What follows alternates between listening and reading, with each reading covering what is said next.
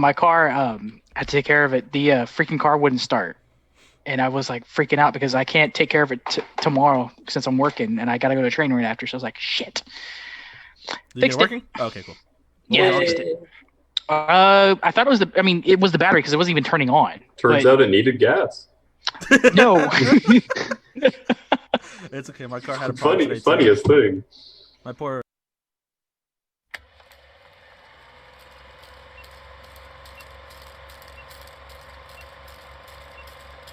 All right, welcome to the Work in Progress Movie Podcast. This is episode 24, and tonight we have Gary and Brian, and we also have a little return coming in. If you want to go ahead and say hi. Hello. Hi. Right. Happy to be back. Yeah, we do have Mar back for all you listeners who's been missing her for a while. And today we're going to be doing The Prestige. Unfortunately, we do not have Josh here. He might be joining in later just to give us his take on the movie, since I believe he's the only person that hasn't seen it. But other than that, it'll be us. And who wants to do a little non-spoiler take for people that haven't seen it on what your thoughts were? Oh, just what our thoughts were? Just it's a non-spoiler one, just for people that haven't seen this movie that may have been interested and maybe want to hear what we think about it before we go into details. Okay, well, to be fair to those people who haven't seen it, this is what, 2006? It's a 2006 movie. I think the spoiler tag can easily be taken off. I think at this point, if you haven't seen this movie, especially because it's a Christopher Nolan movie, Yeah. I mean, come on now. All right, we'll go ahead and use that one right there. Come on now. So yeah, no, this is pretty much is Christopher Nolan movie made back in 2016. It's 2006. Sorry. Yes. I have numbers in front of me, so. But no, it stars Hugh Jackman, Christian Bale, Scarlett Johansson, and Michael Cain, and it's pretty much a story of what, two magicians going at it. It's a story based around revenge and obsession. Yeah. So Obsession. yeah, so this is definitely a good one. So if you have not seen this movie, y'all need Also, to check it out. David Bowie's in this movie. For like 10 I minutes. love him, man. I love 2 him. minutes, dude. He's Tesla. He's such a big part in this movie. He's the key guy. Yeah. It's like, what? How do you get David Bowie in here? It's I mean, they have Andy Sounds Like Serkis too. Tesla of all people. Yeah. I think it was a perfect. Was perfect Tesla a real person back then? Yeah. Let's see, I Yes. didn't. Yeah, for sure. I didn't know who Are that you was. asking that as a real question? Yeah, I was legit asking that. Yeah, Tesla and Edison. Like, Okay, see, I knew Edison. I didn't know anything about Tesla. I had never heard yeah, of that. man. I Tesla kind of feel though created that alternating current. yeah. I feel like Edison was like right here, and this is Tesla. Like he was trying I to play agree. catch up a little bit. Alrighty. So, pretty much, where do we want to go from here? Because we can go straight into... Because we're not going to do a full, like, part by part, because it's time jump. It's just so much time jumping in this movie. Well, I just want to say that not, going into detail of the movie from beginning to end, but I do love the beginning image of all the top hats in the forest. Yeah. Yes. I think it looks really cool. It's mysterious, and it gets you interested. Especially, like, when it's going through that, and then you just hear the voice, are you watching closely? Yeah. It's a little eerie, but yeah, it's Yeah. really cool. Yeah. In all honesty, Yeah, the because... mist. Yeah, I just want to go ahead and flat out say, like, with the since you already know me as the music man, honestly, that beginning scene is the only time I was ever interested in the music. Really? Yeah, I personally, for this movie, the music just was not that good for me. But that first scene, it definitely like caught my attention. But that's just because it's like, it's all those hats. It's very slow camera moving, and then you just hear the music, and then that's where it's just like, are you watching closely? I think the music's good. It's just not like every other Christopher Nolan movie in terms of how he uses music. It's pretty hidden behind the movie. Yeah, because and then of course you have like Michael Caine's speech where he talks about the 3 stages of an act Yeah. or any trick, which I do have them right here. It is I thought that was a really great way to start off the movie as like an introduction. yeah, And it's like, here we go again. This is all Nolan does is the rule of 3. The rule of 3. All he does is the rule of 3. He always messes with time. That's his thing, dude. yeah. Time is his thing. Yeah, the first one was the pledge, the turn, and then the prestige. But no, yeah. So Yeah, the whole thing about the time, because it starts off with him being, it's like, it just flat out shows you Hugh Jackman like pretty much drowning in that little thing, and then Christian Bale is pretty much going to jail for it. And then that's where you start doing the time jumping, because I believe you're kind of reading, you're kind of like watching the story from both their perspectives through a journal as well. And it's just talking about like their experiences with each other, where they talk about how they're both young and everything, but you know that there was beef between them.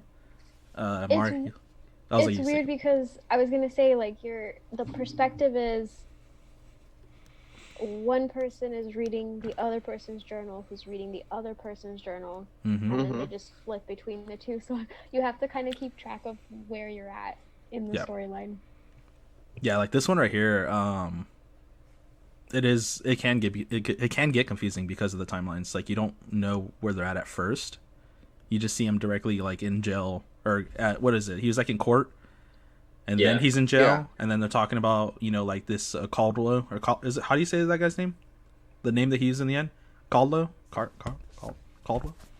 I think it's Caldwell. I cannot remember. I would say like the first 20 minutes. Cordlow. Cordlow. Oh, when he's like a sir. When he's like a gentleman. Well, that's what he's at. Like, because it's like Cordlow that wants all his tricks. Yeah, I would say like the first 20 minutes.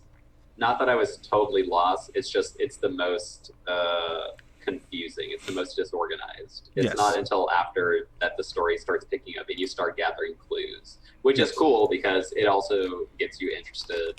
You already don't know what the beginning means. You're obviously watching a movie about magic and magicians, and because of that, you're obviously watching a movie about people lying to you, sort of to get a reaction. But yeah, the first 20 minutes for me are like, okay, I'm hoping that I'm not missing anything, and then I'm gonna get it later. And yeah, you get it later when the story develops. And then especially at the very beginning where you get the "Are you watching closely?" So you're already primed. You're like, "What am I?" Yeah, doing? And it's like, "Oh, am I watching too closely? Am I overthinking?" What a grabber, though. Definitely. Yeah. The whole, I guess like where it all started, where their whole like beef began, and we get to see the little scene where they're both like they both work for a magician. And it's Hugh Jackman's character, which was say that name. Yeah, I didn't write their names down. The Great Danton? Well, no, that's his. That's his trait. That's his like his magician name. It's name. Angier. Yeah. Robert Angier. There we go. And then Christian Bale plays Alfred Borden. I did have it written down. I just didn't want to look for it. So pretty much just Angier and Borden. They're both like assistants to a magician, and then Angier's wife, who was played by Piper Perabo? Oh. No, that's not his wife. Julia. Julia's his wife, I think. Julia. Yeah. Julia is Angier's wife. Yes, and she's the assistant to the magician, and it just like shows like how it's all rigged from the beginning, where when they're tying her up on the wrist, you see how easy it is for her to kind of just rip it off when he accidentally ripped it right there in front of her. And then of course they just talk about how it's just too easy, like they want to do something more than what they're doing, and of course that leads to them doing like talking about different as one catching a bullet, and Michael Caine's character tells you why it's a bad idea to do that, and then of course doing I don't even know what kind of knot that was. I don't know. I don't know what they called it. It was like a navy knot. Like a layman's knot or something with an L, I think. Yeah. I don't know if I wrote that down. But it's like a different knot that's like harder to take off. That scene also kind of sets the what is the word, like the personality of the two magicians, because one is like always trying to push boundaries, challenge the rules, and then the other one's like, no, let's be. He just wants to be a good showman. Yeah, he wants to be clean. He wants everything to look. Some would say he wants to be the greatest showman. Yep. Yeah. I knew you were gonna go for it because I was gonna say that right. I like it. Oh, damn it. Yeah, I would say, man, that scene where his wife dies. It's like, dude, no one even attempted CPR. There is no attempt. It's just like, oh, she's drowning. Look at she's the time. gone. Look at the time that they're in. Guys, it's like an 1800s. Yeah, I was about to think about that too. I timed it. It was 44 seconds. Who freaking drowns in 44 seconds? 44 It seemed seconds. quick. Wow. It also is movie time though, so maybe. Yeah, I guess. It could have been longer. But like no pushing on the stomach, no anything. Like He just I like, guess oh, she's this was dead. before the age of CPR. That was what I was saying. I was Yeah. like, it was in the 1800s. I don't even know when. She was probably alive, you know, and just had like Yeah. water in her She's lungs. probably Yeah. still. Needed like a She was probably still drowning there, right in front of Damn. them. She was probably in the at the funeral scene. She was probably still alive in there. yeah. They Yeah. buried her alive. She also had a double. So yes, do we want to just go ahead and like announce the reveal here? Like I guess just talk about the reveal, so we can kind of connect the dots like as we're going through the movie. Because it bounces back and forth. It's kind of like if you ever seen Vantage Point, you got to really pay attention to. Yeah, you so know, it's mainly because of the scene where he's asking what tie did you like, which knot did you tie, and he says, "I honestly do not know." Yeah, he doesn't I remember. mean, it's clearly because of the Do we want to talk about the old Chinese man first? the goldfish trick. Oh, the magician. So Yeah. so they were both told to go see the old Chinese man, and whoever would guess how they did the trick would get like 10 minutes of like Stage audience time, like stage yeah. time. And one of them guessed the trick instantly, and that's a pretty good foreshadowing of their trick. Yep. Because he Because they're says talking that about the act is like being the old man. Yeah. Faking it the whole time, being all like. Yeah, you literally have to live your life a lie. Yeah. Just Like- around the one trick, Yeah. Yeah, because like I'm just gonna go and bring it up anyways. Because the fact like of that scene is pretty much like kind of tells you like it foreshadows the ending or pretty much everything that's been going on between that, which is the fact that he had been using a twin. And that's like the biggest part is like when people are watching this, they don't know about that twin yet. So like when they see, yeah, there. Sorry, that was my dog. Pretty sure you say that on every episode. Sorry, that was my dog. Your dog is an honorary member of the podcast. Now I can't hear you Yeah. again. I forgot to unmute the mic. Oh, okay. No, I was saying because I had to get her off of the Oh, desk. okay. She's on my lap right now. So no, because of that whole scene. Stop it! Go over there. He has opinions, Isaiah. Let him No, talk. she's not talking She's like- right now. She's just mad because Ellie's gone. Ellie was here all weekend. And then she disappeared. Yeah, she just pulled out. Just went into a closet or one door and never came back. Anyways, no, yeah. So that whole scene pretty much just set up everything. Like it was just foreshadowing the fact that he had to be living that kind of. The act was just him and his brother. Lived as one identity, which I think is wild. Yeah. So like, that's why I like the whole scene where he's just like, I don't know which knot it tied because I guess technically at that moment we don't know which one did it, like which one of them was there on that stage tying it. Yeah. But I remember like the scene where like it's like as you're going through the movie, like you have when he's reading the journal and how he says like he thinks about it, like one part of him thinks that he did the that whatever knot, and then of course the other one did the regular Rangford knot. And it's just like during that scene, like we just don't know. We didn't know, and of course Hugh Jackman's character Angier flat out says like, how does he not know? Like he did it, but he doesn't know which one did it. Yeah. So another way I like to look at this movie is like, it kind of like, because before, like at this point, who are y'all rooting for? You know it's what? hard to say. Because like Yeah. because you see At his first I wife went with die. Angier. Yeah, Yeah. like the whole movie, like between this part, like just like to this point where he's clearly got a problem because he's obsessed with him, but it's Yeah. like the part where he goes and gets his revenge when he shoots when you know Angie or Borlow's doing the bullet trick, and then one I don't even know how they didn't realize that was Angier. He had a good little getup though. He had like some chops with a long, goatee and everything. He looked pretty good. Who gives a gun to someone who looks that deranged, though, in the first place? Yeah. A face. You know? Like, I wouldn't give someone a gun to shoot me if they had that face. Yeah. Right? Well, because remember they thought it was gonna be empty, so you never know. Even Yeah. so, though, like, I don't know. Yeah, but the fact that one he didn't recognize him, I don't know how, but just like just that whole scene in general where. And they do that throughout the movie too. With the Yeah, disguises. there's only so many combos you can do with facial hair. Especially if it's two guys that, like, this guy's after. Well, at this point he didn't know he was after him, but like I just don't understand how these guys did not catch on. Like it was so dumb. But like this is a scene like where he shoots his finger off. Oh. And then he has to do that to the twins, so they keep up. Yeah. Pressuring And they even hint at it too, like crazy. because she's just like when his wife at this point, the girl that he met, like she like flat out says like, why does it look like he just like it just happened all over again? So. Yeah. Oh yeah, because the fingers were still they were Says, like it looks like fresh. the day you got it shot off. Yeah, it's because like that's the day that he probably cut it off, which is gross. Like when they showed that scene, I was like, ugh, Does that look cool? that was gross. Like purple hot dog.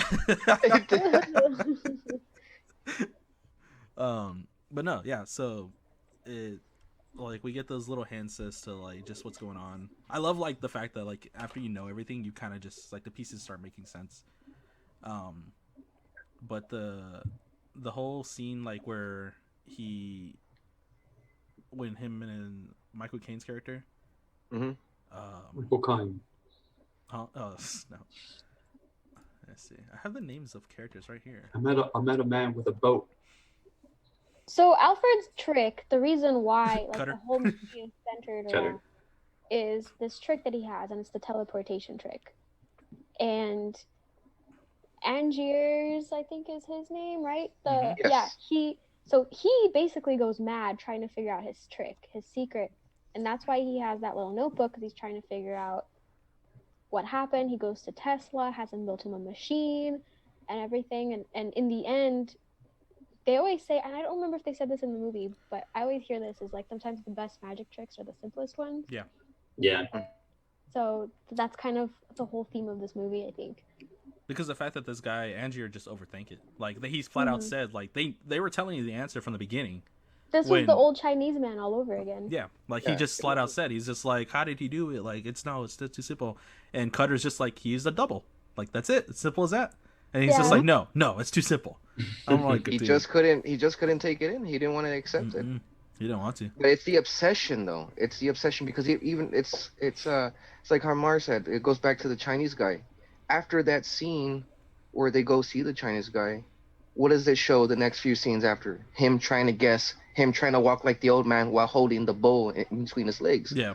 So yeah, it's his obsession just grows through the movie. You see him like really overtakes him. Yeah. Yes, like because that's what I was talking about. Like when you see like when I was asking like who were y'all rooting for at this moment? Because to me, like after watching the entire the movie from beginning to end, it's almost like the story of somebody that is. It's like the rise and fall of a villain. Is how I kind of see it. Because it's like you're rooting for him at first because of the fact that he lost his wife, and it is this guy's fault. But then like a nice guy in the beginning. he does. Like he does seem like he's like he was a gentleman. Like he was just being a nice guy. He had his wife. He was happy. Family guy. And then he lost everything, and clearly that led to his downfall at the end of it because he just was so obsessed with this guy that he became the villain himself. And that's why when I was watching this movie, it's just like I used to watch this movie and I used to root for him. And then after watching it like multiple times, I'm just like, no, this guy was pretty much set up to be the villain from the beginning. So yeah, I rooted for Christian Bale almost all the way through just because I loved his character. I loved his character. I loved the things that his character did. I loved that he was the better magician. I just loved how like sly he was. And he wasn't totally an asshole being sly. Like, yeah, you can argue with the whole like double, brother thing and how he's manipulating relationships. But as a magician, he is just so cool. And I don't know, the other magicians, like it's at a point, he's so obsessed that he becomes pathetic. And you stop rooting for him so much because he's just so hell-bent on getting his revenge. And especially in the end when he like comes up with Bale's daughter, it's like, dude, this guy is just They lost it. It's over. Yeah. Like this is all he cares about. Especially even before that, when he's like, my wife doesn't matter. I just want to know how it's done. Like the trick is what's important. My dead wife, it doesn't matter anymore. Yeah. And enough to like frame him for his death. And like Yeah. what? Yeah, and walk away cool with the daughter. Yeah, that whole scene, like where he talks about where he's with the Scarlett Johansson's character, Olivia, how he's just like it's not gonna be back your wife. It's like, I don't care about my wife. I care about his secret. And it was just like, it showed like how easily manipulated he was at the end, because he was just listening to everything that was in his notebook, and it was, or anything that Borden would tell him, and like one, it got him all the way to Tesla. Like, and he was like, he just did that as a like he did it as a joke or something like that, right? Like when he wrote that name. He said, it was all a joke, but then it ended up actually working out. Mm-hmm. Like the Tesla word solved the journal, but it had nothing to do with the trip. Yeah. Go Tesla. Yeah, I like Tesla. He's Tesla's good. cool. He's a good character. I love that it's David Bowie, and I just like the character of Tesla. I I love love this that scene. he ended up being the true magician, Who, Tesla? creating that thing. Yeah. Yeah. The thing that duplicates things. It was just funny because like while they were testing it, amazing. and, like they were testing on the hats, and then like he's just like, oh, let's try the cat. Andy Serkis' character is just like, if anything happens to this cat, man, like I thought that was pretty funny. Poor cat. Yeah. I mean, it seemed all right in the end. But... Yeah, he was fine. He was perfectly fine. Now he got a brother. He's no longer alone. Although I don't think he got along with it, so it didn't matter. I'm trying to think of where to go from here. So, the wife, the girlfriend, it was interesting because she was able to tell between, like, I don't think she knew at that moment, like, that there's two of them, but she was able to tell which one she was with, because there was those times where he was like, when he would say, I love you, and she's like, oh, you mean it this time, or you don't mean it this time. Not today, yeah. Yeah, she was able to tell who she was talking to. I love how they did that. She knew. She was like, yeah, I don't feel it today. Yeah. She knew. Yeah, which was really cool. She was catching on real fast. It just didn't make any sense that they didn't tell her. That's how committed he was. Yeah. The whole idea of self-sacrifice. Yeah. Because I felt like that was the part where he could have told her, but I don't know. Because remember he said, once people know your trick, like, you don't know anything. Yeah. But then what's the end? He tells her, and then what? It's a happily ever after. Like, he could tell her, like, hey, this is who you were in love with. This is the person that loves you. This whole time you've been with two men. We're brothers. Or he could just say, he didn't have to say he was with two men, but just be like, this is the one that loves you and you're in love with. I'm just the other guy. Yeah. He could have had both girls. Or they each could have had one of the girls. I don't think so. Because the other one was in love with Olivia. Yeah. I don't know. That would have been too simple. Whatever. Yeah. Christopher Nolan. I don't see it working out. Anyways. So no, yeah, that was cool. The whole, it's just the back and forth part. One with like I guess it was really cool, like how they showed like Michael Caine's character Cutter. He was just really good at thinking about the magic tricks and everything, especially like with the bird cage that did not end up having to kill a bird. He was so cool. Yeah, he was really good. I kept thinking he was Alfred though, because Batman. It's so hard to take him away from Alfred, like. Because that's just what he's best known for now. Yeah. Yeah. Yep. I can't remember, what did he come out in before? Because I know Christopher Nolan flat out said, hey, you're going to be in like pretty much every one of my movies because you're like my lucky charm. It was before Batman Begins. I can't remember what movie he was in on that one. Does anybody remember? I don't know. I know this was like Scarlett Johansson before she blew up to be Scarlett Johansson today. Yeah. Yes. Because I looked up her credits, and before this, she's in a Woody Allen movie. She's in The Island. She's in a few things, but she's not in anything enormous.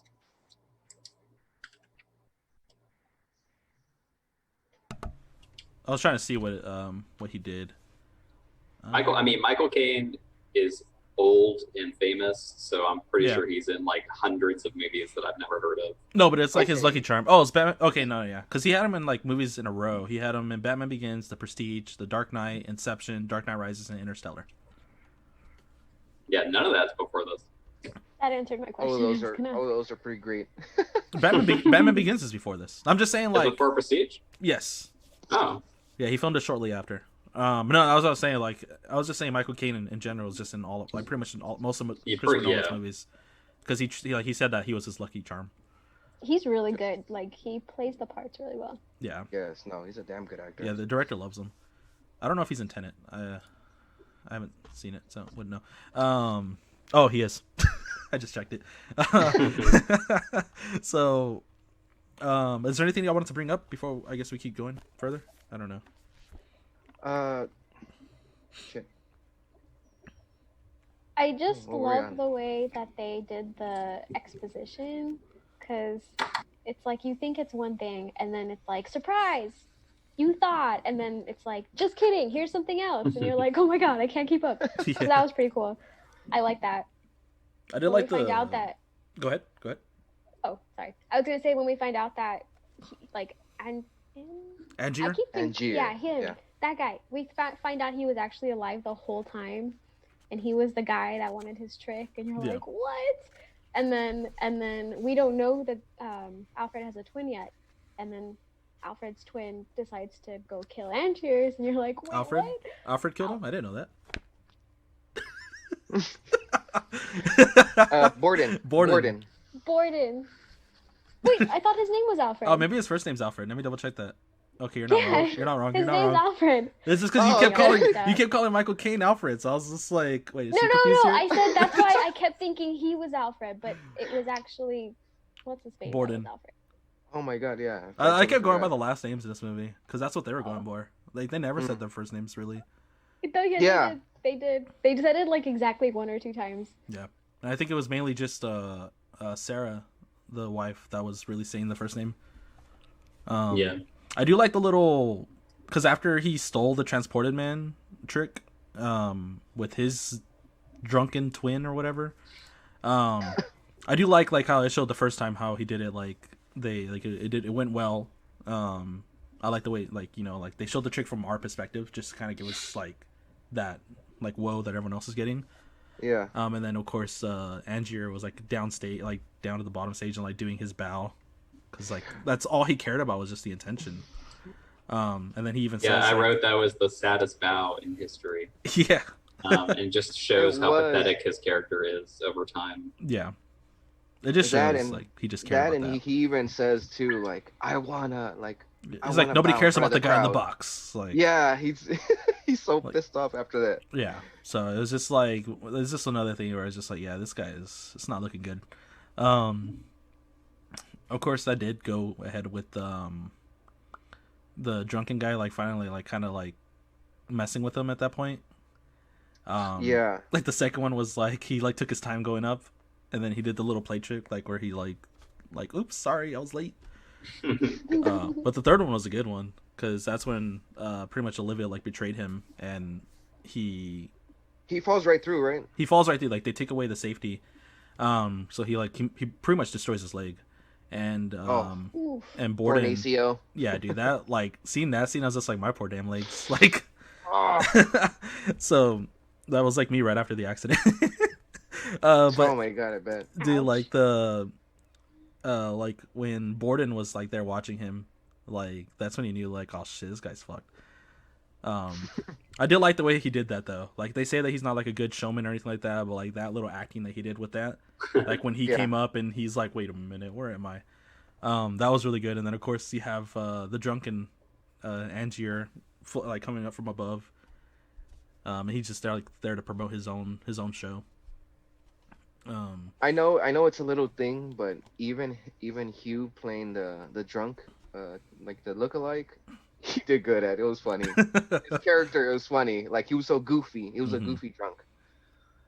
Yeah, I love that character. Reminded me of Old Man Logan. Yes. So I think, what did y'all think of Olivia's betrayal? I called it. Yeah, I mean, he sends her away like a dumbass. Yeah. But he did it so God, I felt bad for her, and I'm just man, what a dick. She clearly cared for him. Yeah, And he sends her she away. makes it she shows it too. It's not like she was trying to keep it on the side. It wasn't like that at all. Yeah. So he shot himself in the foot. or in a knee, literally. But so yeah, that betrayal was obviously coming. Especially like when it came into the Notebook when he was reading it, and like that's you can tell it's like shit. But of course she fell in love with Borden as well, or at least one of the Bordens. I don't know what to call him. Alfred and Borden. Which one's which? Twin 1, Twin 2. Which Borden is So which? so the one that gets executed is the one who was with Olivia, right? Yes. And then the one who lives is the one who loved Sarah. Yeah. Who loves Sarah and the girl? Yeah. The little girl. Water. Yeah. So, I guess we could just go down to that area. After he gets the transported man machine from, I want to say Tenet, but it's not that. It's Tesla. Tesla. That movie's just stuck in my head right now. So he gets it from Tesla, and then I do like. I mean, this is clearly like this is just like a bad sign where he says like when he shows that he has like blind helpers, that way they don't see what they're doing. Yeah. Because we end up finding out that he's just killing all of his twins. This whole scene, that whole ending part, which goes by pretty quickly. It was interesting only because like he was trying to protect Cutter from seeing like what he was really doing. To just pretty much, he was just trying to stop him from seeing that he is a complete douchebag, and he's completely gone AWOL. But I do like the part where after all this, we get to back pretty much at the beginning of the movie where Borden gets arrested. He's being convicted of murder because of the glass.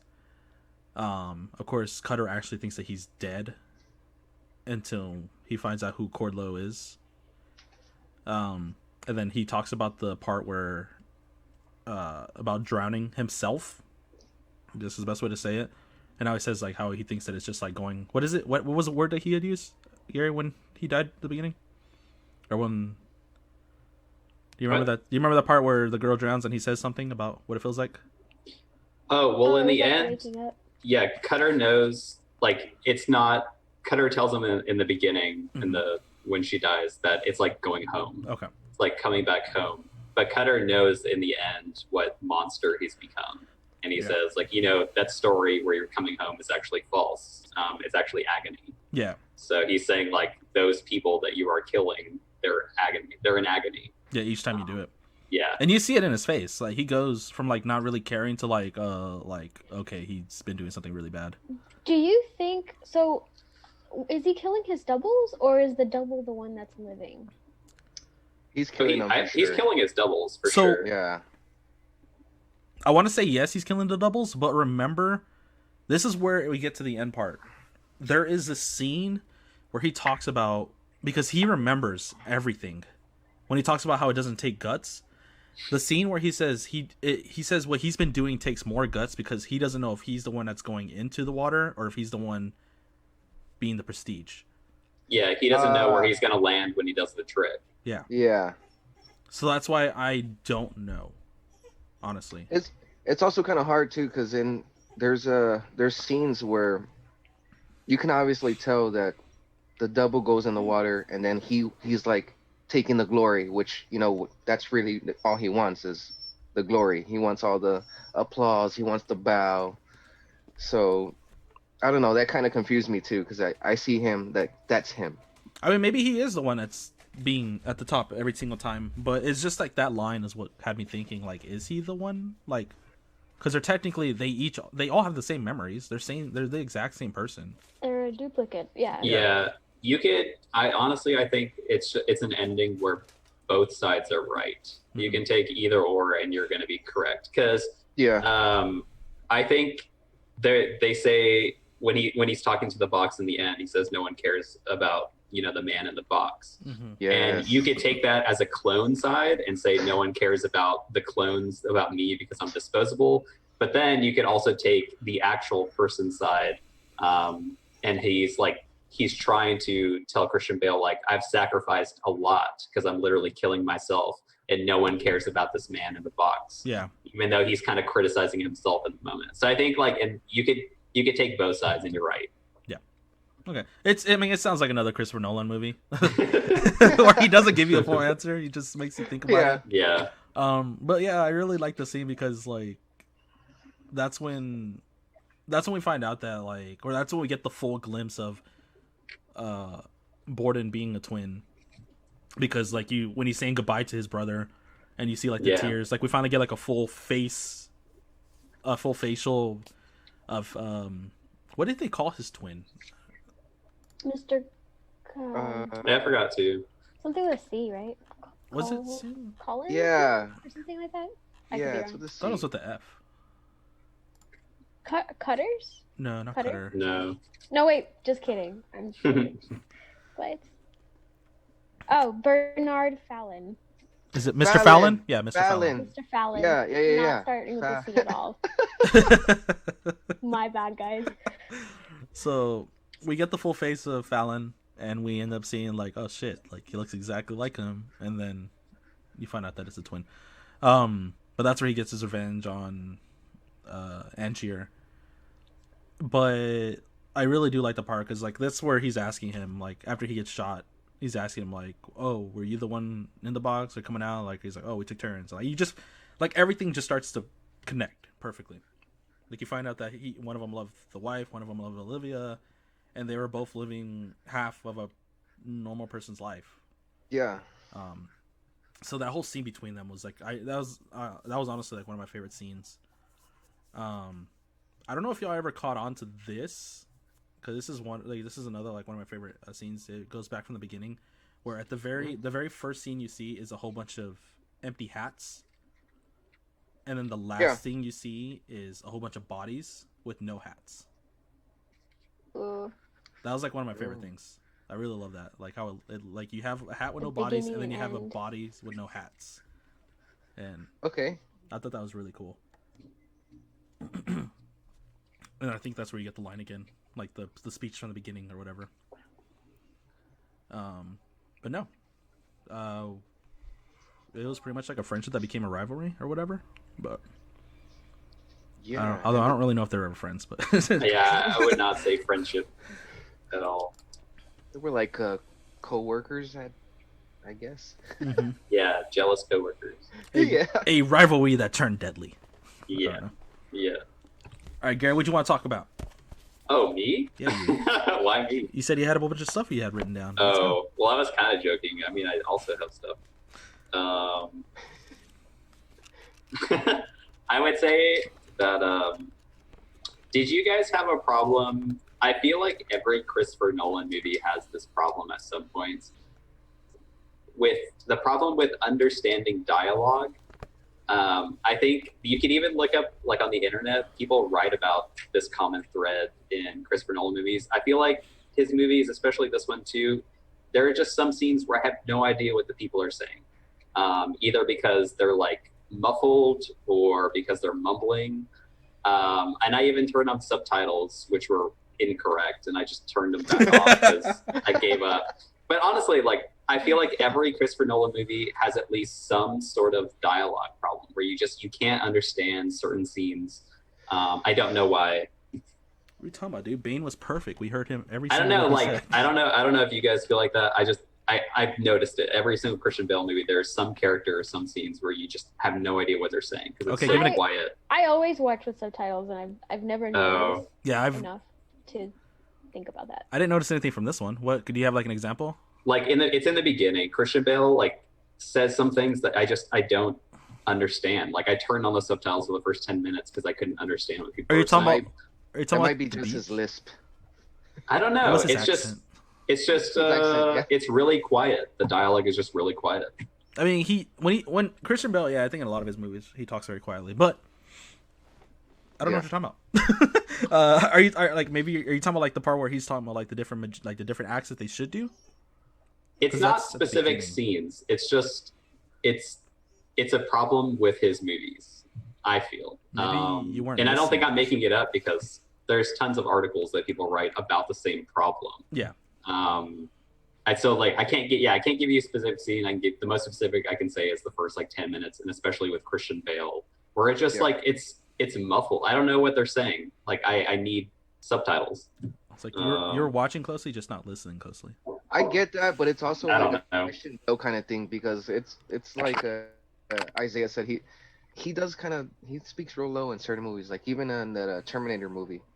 Dude, that was weird. Even when I could hardly hear him and understand. even when certain Christian things in the Bale movie. says abracadabra when he's about to get dropped, I had no idea what he said the first time. I had to rewind it because it made no sense to me. Do you think it's the dialogue, the way it's written, or do you think it's the actors? I don't know. I think it's the I really actors. don't know. I think it's just the way he talks. I don't know. I really Gary didn't like that answer. He dropped the spin and I don't- This everything. isn't the first movie Seems where that- people couldn't understand him. It's a trend. Cough that man cough. I mean, yeah. I'm not sure. It's just something I've noticed. Like So I don't is have it- any other problem is it in other like Nolan, directors' movies. Or is it Bale? Well, I think it's Nolan. I think it's them together. I think it's something to do with like the sound Yeah. design, the way his like levels, even out. I don't know. The mic guy wasn't close Maybe. enough. Yeah. He was like, No, man. damn, right there? No? No. All right. Lower the boom. I just know I'm not crazy because there are tons of people who write articles Christopher Nolan's having the probably same like, exact they problem. don't have boom mics back then. We don't get to use one here. Plus, you said Isaiah, and that sounded weird from Brian. I know. I just realized that. I was like, oh, he just called me that. That's weird. I know. It threw me off. You know what it was? It's because I saw your little tag name right there. That's why. What do you usually call him? Renee. Oh. Yeah, him and I have been friends Middle since name we were in status. diapers. So, Oh, okay. Yeah, we go way back. like, only family calls me Renee. So he's part of like family. So he calls me Renee. But anyways, Yeah, it's weird saying it. And whenever I do say it, I feel odd. We had this discussion one time on the podcast. I use that as the opener. I use it as the little goof opener on one of the episodes. I can't remember which one it was. But anyways, yeah, I don't know. I didn't hear that. I love Yeah. how every episode there's like a random little like, let's go back in history with Isaiah and his friends. Yeah. Yeah. Well, because I've been using it like as like the little joke at the beginning of each episode, and then I put the advertisement, and then I put the actual episode. But anyways, did y'all have anything y'all want to bring up? This was a great film. Say what you will about like the plot, Or the your sound? preferences, your sound. But in terms of films, I think this is one of those where I think people should watch it at least once. Or Yes. twice, because you'll probably Or need twice. a second viewing at least. I need it a couple times too. This movie, I think I watched at least 6 times this past week, so I just kept watching it. That's 'cause I love it. the whole it. I love the whole mystical thing about it. It's just yeah, I mean from start to finish it's got like it keeps you in suspense, but then it's like so mystical, and then especially we keep talking about David Bowie. He just made it even more like mystical, and you're like, God damn, he plays a good Tesla. He's so mysterious. He's like Don Draper, he's got a mystique to him. You don't know, but you're interested. You're like pulled to him. I'm not gonna lie, I had no idea Tesla was David Bowie until y'all brought it up. Yeah. I was like, Yeah, I watched the credits. I was like, holy shit. I even love the You didn't recognize close-ups that on was him. David Bowie? No. I knew. the face looked familiar. No, you but I was didn't. like, Yeah, I did. just a- Okay, Yes, I did. I was like, I've seen this movie so many times. Like, I know that that's David Bowie. okay. But some Is of it those the scenes, though, mustache? you see the close-ups, you see his Dude, I like pupils, the eyes. Oh, the okay. eyes. Oh, I love that. It went perfect with the movie too. So when you had that close-up on him, you're like, damn, he's mysterious. I don't know. You know what's interesting? What's For that? with the two main characters' names, where it's Alfred Borden, Robert Angier. If you use their initials, it's just Abra. No way. That's so cool. Yeah, I thought that was Okay. pretty cool. See, it's like little things like that. And then also, I feel like the whole movie, like, it's from the perspective of, like, this is the real world. All these tricks have, a secret. And then in the end, it's like, no, actually, it's legit magic. So I thought that was pretty cool. Yeah, for sure. Gary, you're so silent. What is your opinion? It's only because I have a ton to say, but I don't want to like swallow the entire podcast like I normally do and have like a shit ton of things to say. Do it. Gary, So I wanna hear it. I want to talk about Bale and Jackman's relationship because there's a scene where it's not a World's Fair, but Tesla is basically showing off his invention to the public, and he's showing off his alternating currents presentation. And I feel like the alternating currents going back and forth is the relationship between these two magicians. It's a like a duality going back and forth, but they both have they're both magicians, so they both run on the same current. And I feel like their relationship is shown even more when they go to each other's shows or other shows. The camera always goes from one character to another. Sometimes one is sitting in front of the other, sometimes the other is sitting behind the other person, like almost like they're in a race. And I really like their relationship on screen. Like not even like the characters themselves, I just like the way they're presented. It's just one person is always in front of the other, or it's just obvious that they're battling each other through different scenes, especially like Tesla's scene. I just realized at the beginning of the podcast, I said Tesla invented alternating current, and I feel ashamed. I think it's direct current. Well, he is showing alternating currents like in his little presentation. Yeah. Yeah. I was like, the scientist in me and was like, oh my god. Oh, that's cool. She's all ashamed. Wait a I minute. can't show face. Let me put the cover back on. I even wrote like Tesla, obviously, like science is the real magic because it's real. There's no tricks about it. And I wrote that also with the very beginning. Like real magic comes with a dead bird. You can't get real magic unless, you have some sort of practical magic in there too, unless you kill a bird or two. Yeah. Yeah. Damn, I like the way you put that. No, yeah, between them, well, like, it's how you said, like, the relationship between them two. Bitty. Do you think Christian Bale with this movie, and maybe with all of his movies, but this movie specifically, do you think he wants to trick us? Like, I forgot who says it, but I wrote it down. When they're talking about magic and talking about tricks, it says you have to dress it up a little, disguise it, give them reason enough to doubt it. Do you think it? Because in that moment, I'm thinking like he's literally talking to us. Give them reason enough to doubt what I'm trying to write out and direct in this movie, and then even give them more suspicion. Like give them a narrative and then completely change it again. Yeah, that was that was a guy that was setting up their show for the great dance on at the beginning. Like, do you think Christian Bale has fun tricking his audience? Oh, I mean, yeah, for sure. Yeah. I mean, look at his movies. Like, this person clearly has a very big passion for fucking up people's minds. I mean, effing up people's minds. No, yeah, he definitely does. Ba ba ba. What else you got, Gary? Come on, I want your I whole have one list. more point. I want your whole list. Come on, Since let's break it. no one else is jumping, I have one more point. I talk a lot at the I'm sorry, I beginning. didn't want to interrupt. Yeah, I didn't want to interrupt, so I thought you You're were still going. dude. A lot of these movies we watched so far, weirdly enough, have a lot of like Orientalism in them.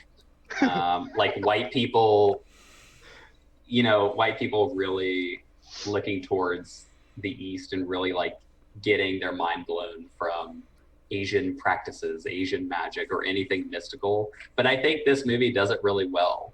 Like, I don't think the Chinese man showing his fishbowl trick is disrespectful to any sort of Asian culture. There's one other, Asian sort of topic brought up later on, but I think this movie does Orientalism really well. Like, it's not like Confucius coming out, stroking his beard and wondering like, where did the fishbowl go? I think it's done really well and like really respectful, as much as you can, showing like, white audiences, pre-1900 enjoying something that they'd never seen before. But I thought that was cool because most movies, it's like, look at this Chinese man. He has like, The stereotype. Mystical art. Yeah. But I like the way this movie handles it. I think it's like pretty respectful, especially given the time. I like how you said that like most of the movies that we've done have been like this, but I was like, also most of the movies we've done have been Christopher Nolan movies. There is a trend. Kind of. Yeah. There's clearly It's not my fault. Season 1. Yeah, Christopher I had to Nolan. look back at the movies we did to get like specific ones. But I have the whole list right here. But yeah, most of them are Christopher Nolan movies. That's what's funny. It's not because he's my favorite director or anything like that, but And that's why I wish I was on that Interstellar one, because y'all had me cracking up. God, that was like the 4th episode. Holy shit! That was Come so long. on, That was Murph. so long ago. oh, Murph, Murph, can't leave me like this, Murph. don't leave me like that, Murph. Come on, Tars. Tars. Brian, were you gonna say anything since you didn't want to end up gravy here? There? So I think just my little input, like I was saying, just the whole, you really get to feed off of them with their, how would we say, rivalry slash, trying to one up each other. Like he really puts that, like he really wants to one up him throughout the whole thing, and I like the way Gary put it, with his character development. Like, I was rooting for him at first. I was all Angier's side. And then when it starts playing out, you're just like, God damn it. He's really, It's going too far. he's really gone too far. And, like, to, really, really far. And to where he's willing to do anything against Borden. Like, just to get, like, I feel like he wanted the last word regardless. Like, even if Borden did something to him, like, I want to have the last word, just so you know. Yeah. Like, I think Angier, compared to Borden, too, doesn't really know sacrifice as much as Borden, because he obviously lands in a rich position in the end. And before that, he says, like, if my parents ever found out I was a magician, like, he knows, he already comes from wealth. He had money. He can land safely. And when you even look at their like magician roles, like he's like this more elite, like the great Danton, and then Borden is like the professor. More like middle class, working class. It's Yeah, like 'cause Chris Angel and David Blaine. yeah. I mean, because Borden at first, I mean, he started off as like a low level trick, and then really reveal his big, bullet catching or the transported man. At first, he was just doing two circles and two steel little circles and putting them together. Yeah. And people were like, get guy out of here. Yeah, like to add on to the whole like wealth and everything, like Hugh Jackman's character pretty much came from wealth. He had it from the beginning. The guy just lost his wife. As for Borden, it felt like he was starting off from the bottom, and he pretty much bought himself and his wife and his kid a house, like a very nice house. While clearly Angier had stuff like that from the beginning, so and he had enough to freaking fake his own death and become some other guy that was rich from the beginning too. And purchase all his stuff. Yeah, he bought everything from him. Yeah. Yep. He bought him out. He's like, I took everything from you, and then He really did. it only costed him his humanity, I guess. But I forget. Did he ever tell him his trick? The secret behind his trick? yeah, it was a twin. Yeah. So he knew about the twin? No, Well, I he meant found like, out at the end. remember, because he was like, I'll take care of your daughter, or he'll take care of your daughter if you tell him like their secret. He gave him like the note and everything that told him how. Okay. But because like at that moment, like he flat out said like nobody else can do my trick because of what it took to do it. But that's like at the very end after he gets shot, he realizes he had a twin the entire time. But that was about it. How freaking annoying is that? Like you spend your whole life trying to like steal this trick, and this whole time this butthole had a freaking twin. Yeah. Like you can't. simple. I mean, he told him. He told him at the beginning. Yeah, he Yeah. warned him too. He's like, dude, you're overthinking it. He made it clear. What's Michael Cain? Alfred. Yeah. He told him from the basically told him, he's like, look, dude, you're that was on several occasions too, because there was like 2 or 3, maybe two tricks where he told him, it's very simple. You're overlooking it. Like he's trying to tell him. He's trying to help him out, but he just doesn't get it. He's too obsessed. Yeah. Although I didn't root for Algier, I do wish that he would have had a second chance to pull off his dove trick, because I wanted to see that scene in the movie. Yeah. Yeah, that was pretty cool. She just wants attention. I mean, it's like 5 minutes of the contraption building up to do the scene, and then just boom, complete failure. I at least wanted to see a successful run of it. Yeah. I mean, they Okay. kind of sort of show like a snippet of it before he goes on. Yeah. Like, when they're, but yeah, it would have been cool to see the actual trick. One more thing. At the very end, because I think we can say this now. Are you quiet? Is he quieter? Mhm. Okay, can you pull your mic down just a little bit? Like, You're asking. Are you quiet? Sorry. Are you being quiet? Do people normally tell you you're quiet? that's what I was asking. I didn't want to make sure if it was just me or not. I was just How's checking. it? It's good. Yeah, you're good. You're fine. Okay, so at the very end, and please, I would like a little help on this because it's killing me. When they show Hugh Jackman's face when he's in the water, was he alive? Because I saw an air bubble. Maybe his body was just letting out. I don't know. Yeah, I didn't stare at Okay, that you hard. know, I know at what the you're end, talking about because I when he think I gets saw shot- it too. It's yeah, the last when one, he right? gets shot. Keep in mind, like after you die, you release gases, so it could be. But this his guy was body dead for a while. decomposing. That's the issue. But, Yeah, Decomposing. it just looked so funny. It just looked like I know what you're talking about. it just looked like it was meant to kind of like make you think at the end because when the scene pulls out and you see him from the side, it's kind of like he was watching everything going down. Mm. yeah, in I a know way. I know what you're talking about. 'Cause I do know the air bubble you're talking about, and I was just like, oh, that's interesting. Why would they do that? Yeah. He clearly did it for a reason. He doesn't add little tiny stuff in his movies for no reason. So So yeah, that always bothered me. I was like, what is that? Does that mean that he's actually still alive. technically still has a Angier got twin. the last? Is not really, didn't have the last word. He still has but a twin in there. yeah, He's the out duplicate. there. Yeah, the duplicate's out there.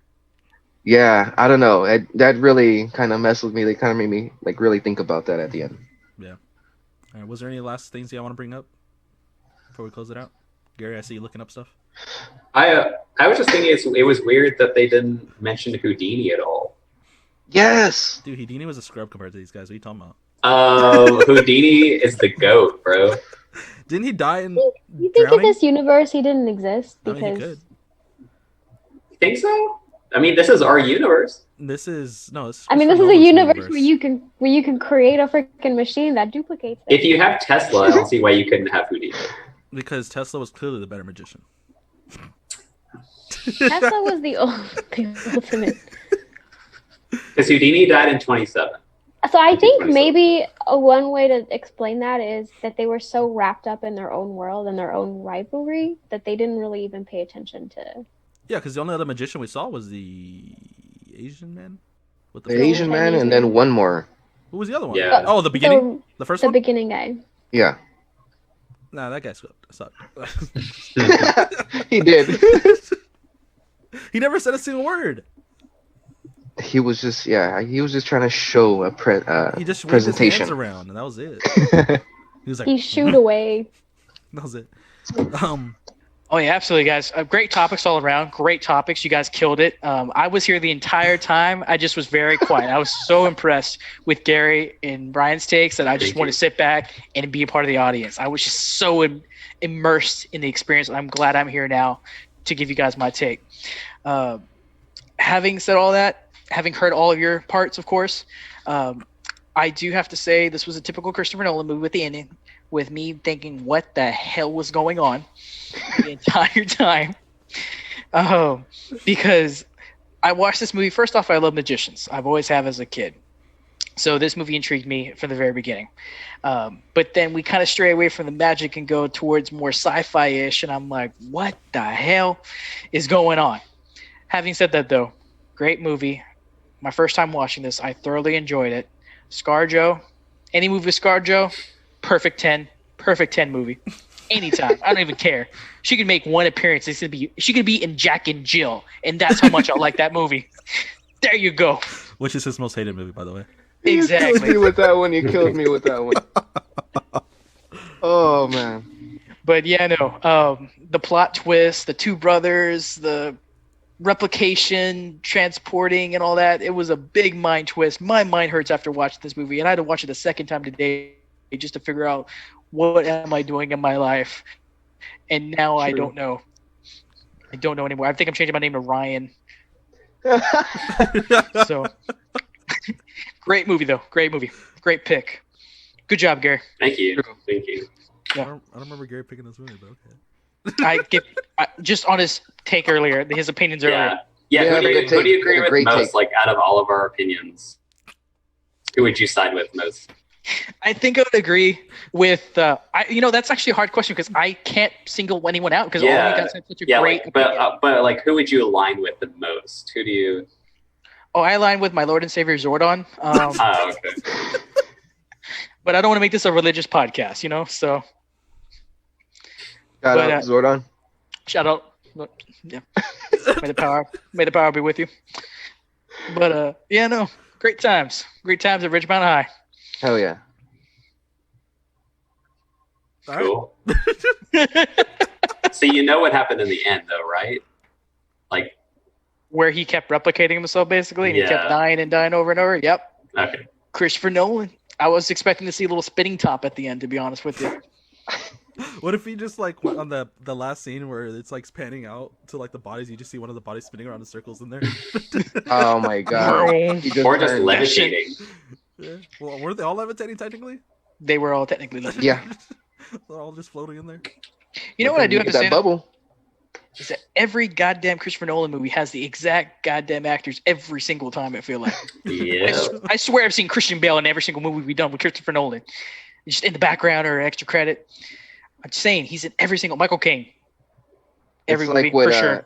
It's like what Renee said. That's his lucky cast. I don't know. His movies are always great with these actors. Yeah, Michael Caine is Christopher Nolan. Especially Michael Caine. Yeah. Yeah. I mean, if it ain't broke, don't fix it. Tim Burton did the same thing with I forget the Bellatrix and then Johnny Depp. Yeah. Bellatrix for Strange. Remember? You must have loved ScarJo in this movie too, with the huge like boob push-up. The corset. It didn't take anything away from the movie. Just saying. It definitely didn't make it worse. It did make it better. Yeah. ScarJo. Shout out ScarJo if you listen to the podcast. ScarJo.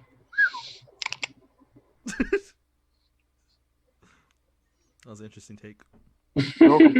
You're very welcome. But I do like how he pointed out like how he liked all three of our takes, but he didn't say anything about Mar's take. So sorry, Mar. Oh, was Mar here? Oh, snap! Oh man, this was fun, guys. I'm glad I was here for the whole time. It's fun. I know. I'm glad you came by. Yeah, Thanks. It must have killed you just being quiet that entire time. Sometimes it's better to be part of the audience than be the director. Wow, You just want to be a fresh pair of ears, Exactly. So true. Exactly.